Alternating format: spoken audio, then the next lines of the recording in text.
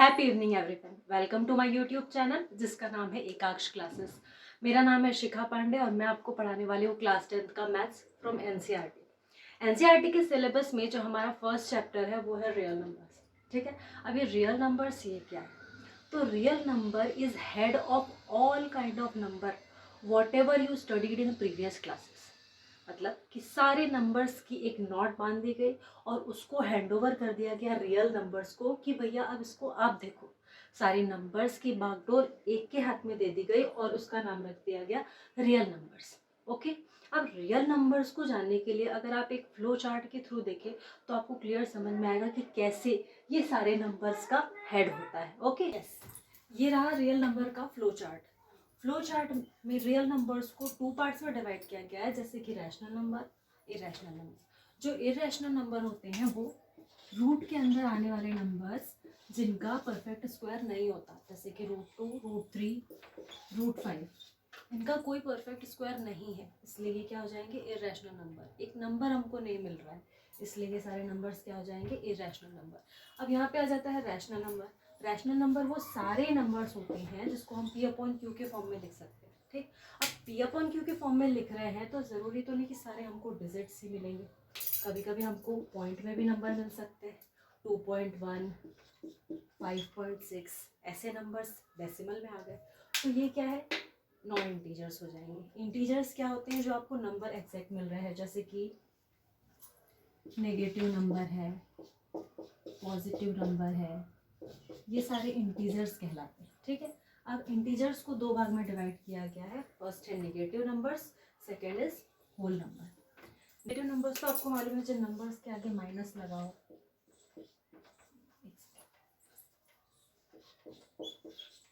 Numbers के आगे अगर माइनस लगा है तो वो नंबर्स क्या कहलाएंगे, negative numbers. Next is whole number. Whole number क्या हो जाएगा, जो जीरो से स्टार्ट हो रहे सारे नंबर। ठीक है, ये होल नंबर कहलाएंगे। अब अगर ये ज़ीरो को अगर हम अलग बैठा दें, जैसे कि इसको सेपरेट अगर कर दें ज़ीरो, तो बाकी जो 1 से स्टार्ट हो रहे नंबर्स वो सारे क्या हो जाएंगे, नेचुरल नंबर्स। ओके, तो ये तो हो गया flow chart of real numbers. अब एक छोटी सी डेफिनेशन के थ्रू हम रियल नंबर्स को भी देखेंगे कि वो क्या होता है। नंबर्स, अब रियल नंबर्स सारे नंबर्स का हेड बन के बैठा हुआ है, तो एक छोटी सी डेफिनेशन तो इसके लिए भी बनती है। तो real numbers are those numbers that include rational number as well as irrational number. जैसे कि आप एग्जांपल देखिए, एग्जांपल -9 P/Q के फॉर्म में लिखा है ये नंबर। 4 √7 जिसका कोई परफेक्ट स्क्वायर नहीं है, मतलब ये इरेशनल का एग्जांपल है। √3 कोई परफेक्ट स्क्वायर नहीं है पर ये इरेशनल का एग्जांपल है। तो जो नंबर्स रैशनल भी हैं और इरेशनल भी हैं वो सारे किसके अंडर आ जाएंगे, रियल नंबर्स के। ओके, अब हमको देखनी है दो चीज़ें, दो numbers, that is rational number और इरेशनल नंबर। अब हम देखेंगे कि रैशनल नंबर्स क्या होता है। We can express the rational number in the form of fraction, that is P/Q, where P and Q are integers and Q is not equal to 0. The decimal expansion of a number is terminating or non-terminating recurring. Means हर वो integer rational number है जिसको हम P/Q के form में लिख सकते हैं, और अगर P/Q के फॉर्म में नहीं है तो उसको हम P/Q के फॉर्म में कन्वर्ट कर सकते हैं। ठीक है, जैसे कि एग्जाम्पल के तौर पे हम देखें 2 जो है वो न्यूमरेटर डिनोमिनेटर के फॉर्म में नहीं है तो इसको हम कन्वर्ट कर सकते हैं, ये रैशनल नंबर हो गया। 4 इसको हम कन्वर्ट कर सकते हैं, तो ये एग्जांपल हो जाएंगे रैशनल नंबर के। एक और एग्जांपल देखिए 2/3, ये तो P/Q के फॉर्म में। अगर आप इसको डिवाइड करें तो क्या हो जाएगा, 2, 3। अब डिवाइड यदि करेंगे तो यहाँ पे 0 लेंगे, यहाँ पर 2 बचा, फिर आपने यहाँ पे 0 लिया, 2, 6, 18, फिर आपने यहाँ पे 2 बचा तो एक और 0 लिया। मीन्स ये चीज़ कंटिन्यूस चलती जा रही है, आप इसको डिवाइड करते जाएंगे तो ये 6 आता जाएगा। तो 6 बार बार बार बार क्या हो रहा है, रिपीट हो रहा है, मीन्स रीअकर हो रहा है। तो ये किसका एग्जाम्पल हो जाएगा, नॉन टर्मिनेटिंग रिकरिंग। मीन्स ये जो 2/3 है ये कहीं पर भी टर्मिनेट नहीं हो रहा है, इसका आंसर ये बार बार रिपीट हो रहा है। तो इसको हम क्या लिख सकते हैं, रिपीट हो रहा है तो क्या लिख सकते हैं 0.6 बार, क्योंकि ये कंटिन्यूसली रीअकर होता जा रहा है। ठीक है, नेक्स्ट एग्जाम्पल देखिए। नेक्स्ट एग्जाम्पल हम देखेंगे 14/3। ठीक है, इसको अगर आप डिवाइड करेंगे तो 3 4 जा 12, सब्ट्रैक्ट किया तो 2, अब 0 लगाएंगे तो यहाँ पर आ गया पॉइंट, 3 6 जा 18, फिर हमने यहाँ पे इसको सॉल्व किया तो क्या बचा, फिर 0 लगाया, फिर क्या आ जाएगा 6, अब वापस ये कंटिन्यू चलता जाएगा तो 14/3 क्या आ जाएगा 4.6666 कंटिन्यूस, जिसको हम क्या लिख सकते हैं 4.6 बार। ये जो एग्जाम्पल है ये भी टर्मिनेट नहीं हो रहा है तो ये किसका एग्जाम्पल हो जाएगा, नॉन टर्मिनेटिंग रिकरिंग का। ठीक है, अब एग्जाम्पल हम देखते हैं टर्मिनेटिंग के लिए। टर्मिनेटिंग का मतलब क्या होता है, जिसके रिमाइंडर 0 आ जाए।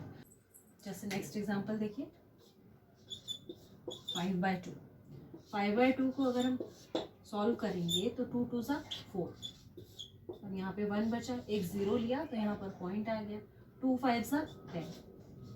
तो इसको सॉल्व करने पे क्या आ रहा है, हमारा रिमाइंडर 0 आ रहा है, मतलब ये क्या हो गया, टर्मिनेट हो गया एक पॉइंट के बाद। तो एग्जाम्पल क्या हो जाएगा, टर्मिनेटिंग का एग्जाम्पल हो जाएगा। ठीक, अब हम देखेंगे कि इररेशनल नंबर क्या होता है। We can not express the irrational number in the form of fractions, means हम P/Q के फॉर्म में इररेशनल नंबर को एक्सप्रेस नहीं कर सकते, और इनका जो डेसिमल एक्सपांशन आएगा वो भी नॉन टर्मिनेटिंग होगा और नॉन रिकरिंग होगा किसी भी पॉइंट पर। मतलब कि जो भी हमारे ये डेसिमल फॉर्म में आंसर्स आएंगे वो क्या होंगे, कंटिन्यूसली चेंज होते रहेंगे और कंटिन्यू चलते रहेंगे, कहीं पर भी टर्मिनेट नहीं होंगे। जैसे √2 देखिए 1.4142135624, ये कंटिन्यू टर्मिनेट नहीं हो रहा है, इसीलिए इररेशनल नंबर है। √3, ये नंबर्स देखिए डिजिट सारी चेंज होती जा रही, कहीं पर भी रियकर नहीं हो रहा है। ठीक है, √5 ये एग्जाम्पल है, कंटिन्यू चलता रहेगा, कहीं भी टर्मिनेट नहीं होगा। वैसे √7, तो वो सारे रूट्स जो अंडर रूट्स जो टर्मिनेट नहीं होंगे और कंटिन्यू चलते रहेंगे उसे हम क्या बोलेंगे, एग्जाम्पल ऑफ इररेशनल नंबर। ठीक है, अब हम नेक्स्ट टॉपिक पढ़ेंगे फंडामेंटल थ्योरम ऑफ अरिथमेटिक। ठीक है, इसको पढ़ने के लिए फिर से आपको 2 डेफिनेशंस पता होनी चाहिए, that is prime numbers and composite number. अब ऑलरेडी पढ़ चुके हैं पर हम इसको एक बार रिकॉल कर लेंगे कि क्या होता है। ठीक है, a number that can be exactly divided by 1 and itself, सिर्फ 2 फैक्टर्स होने चाहिए, या तो वो खुद डिविजिबल हो और 1 से डिविजिबल हो। वो सारे नंबर्स क्या होते हैं, प्राइम नंबर्स। जैसे कि एग्जांपल देखिए 2 सिर्फ अपने टेबल में आता है और 1 के टेबल में आता है। 3 सिर्फ अपने टेबल में आता है और 1 के टेबल में आता है। 5 अपने टेबल में आता है और 1 के टेबल में आता है। तो ऐसे सारे नंबर्स जो अपने टेबल में आते हैं, खुद के टेबल में और 1 के टेबल में आते हैं। ओके, आप एग्जांपल्स और देख सकते हैं, जैसे कि 7, 11, 17, ये सारे नंबर्स जो हैं एग्जांपल किसके हैं, प्राइम नंबर्स के हैं। नेक्स्ट क्या है, कंपोजिट नंबर, इसको भी रिकॉल कर लीजिए। A number that can be divided by not only itself and 1 but also bye at least 1 other number. और सेकेंड डेफिनेशन ये भी हो सकती है कि the number have more than 2 factors. For example ये देखिए, जैसे कि 4 की कितने फैक्टर्स होते हैं, एक तो वो 1 के टेबल में आता है, फिर वो 2 के टेबल में भी आता है, फिर वो 4 के टेबल में भी आता है। तो मोर देन 2 फैक्टर्स हो गए, तो ये किसका एग्जाम्पल हो गया, कंपोजिट नंबर का। जैसे कि हम देखिए 6 किसके टेबल में आता है, 1 में भी आता है, 2 में भी आता है, 3 में भी आता है और खुद के टेबल में भी आता है। तो ऐसे नंबर, इसके भी फैक्टर्स क्या हो गए, मोर देन 2। जैसे आप देखिए 15 1 के टेबल में आएगा, 3 के टेबल में आएगा, 5 के टेबल में भी आएगा और खुद के टेबल में भी आएगा।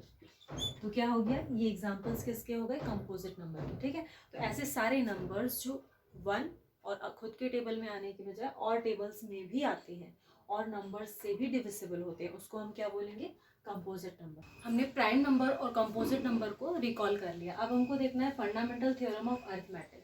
तो इसमें क्या है, किसी भी कंपोजिट नंबर को या हर कंपोजिट नंबर को हम छोटे छोटे फैक्टर्स में ब्रेक कर सकते हैं, ब्रेक करके लिख सकते हैं, उसको हम क्या बोलेंगे, प्राइम नंबर्स।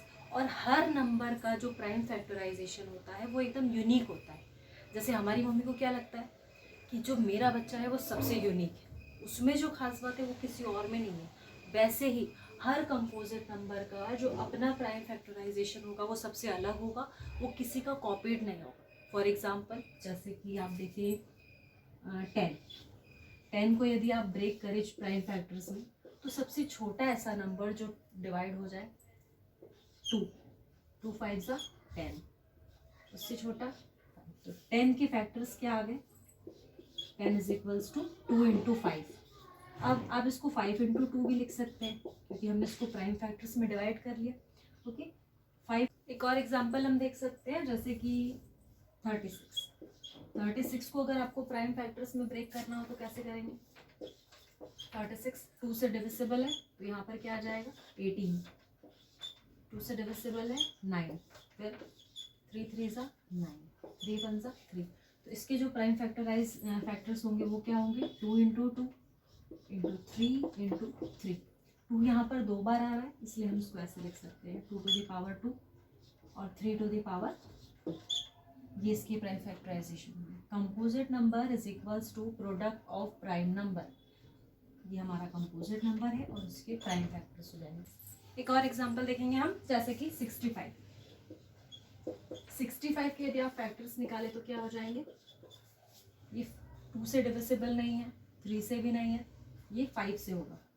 5 1 ज़ा 5, 5 3 ज़ा 15। अब 13 प्राइम नंबर है, किसी के टेबल में नहीं आता तो ये 13 से ही डिविजिबल होगा। तो 65 के फैक्टर्स क्या हो जाएंगे 5 इंटू 13 या फिर बोल दीजिए 13 इंटू 5। ठीक है। नेक्स्ट एग्जांपल देख लीजिए 49 को अगर आप फैक्टर्स में ब्रेक करेंगे तो 49 क्या हो जाएगा 7 7 ज़ा 49, 7 1 ज़ा 7। तो ये फैक्टर्स क्या आ गए 7 इंटू 7। इसको आप क्या लिख सकते हैं 7 का स्क्वायर। तो ये हो गया कि composite number is equals to product of prime number. यही हमारी फंडामेंटल थ्योरम ऑफ अरिथमेटिक में बताया गया है। ठीक है। अब हम एक्सरसाइज सॉल्व करेंगे नेक्स्ट वीडियो में।